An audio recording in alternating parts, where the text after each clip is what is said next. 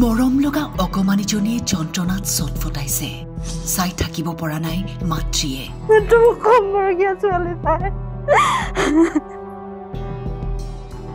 ৰাইজেও চকুলো টুকিছে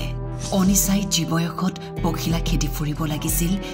তাইৰ দুয়োটাই বৃক্ক বিকল হৈ পৰিছে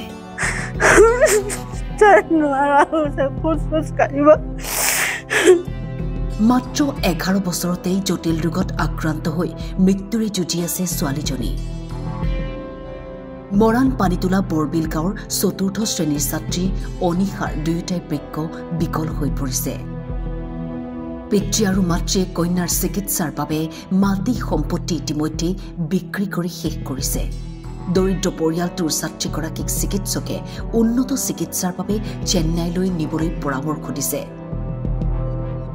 দিন হাজিৰা কৰি খোৱা পৰিয়ালটোৰ মূৰত যেন এতিয়া সৰগ ভাগি পৰিছে টকা পইচাৰ অভাৱ হৈ গৈছে তাইও মানে বহুত নোৱাৰা হৈছে খোজ কাঢ়িব 11 বছৰ তাই ৪ৰ্থ শ্ৰেণীত পঢ়ি আছে গৈছিলো কাগজ দিছিলো লগ নাপালো দুদিন গলো 7টা বজাত গলো লগ নাপালো তেওঁ গুৱাহাটী লৈ গ'ল বেলেগ এজনৰ হাততে কাগজ পত্ৰ দি থৈ আহিছে তেওঁ দিম বুলি কৈছে কিন্তু কেতিয়া দিব পাৰে কাইলৈ পৰহিলৈ ভিতৰত আমাক নিবলৈ কৈছে তাতে চেন্নাইলৈ নিবলৈ কৈছে শুনি যোৱাটো দূৰৰ কথা ইমান দূৰলৈ যোৱাটো আমাৰ সম্ভৱ নহয় কিন্তু আপোনালোকৰ যোগেদি যদি আমাক অকণমান সহায় কৰিব পাৰে মুখ্যমন্ত্ৰী ডাঙৰীয়ালৈ অনুৰোধ জনাইছো তেওঁ যদি আমাক অকণমান চাই ছোৱালীজনী সৰু হৈ আছে তাই বহুত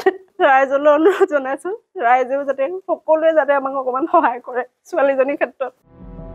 পৰিয়ালটোৰ লগতে গাঁৱৰ ৰাইজে স্থানীয় বিধায়ক আৰু মুখ্যমন্ত্ৰী ডক্টৰ হিমন্ত বিশ্ব শৰ্মালৈ সহায়ৰ আহ্বান জনাইছে অনিশাক কোনো হৃদয়বান লোকে সহায় যদি কৰিব বিচাৰিছে তলত উল্লেখ কৰা এই নম্বৰত যোগাযোগ কৰিব পাৰে মৰাণৰ পৰা প্ৰণৱ ডেকা বৰুৱাৰ ৰিপৰ্ট টাইম 8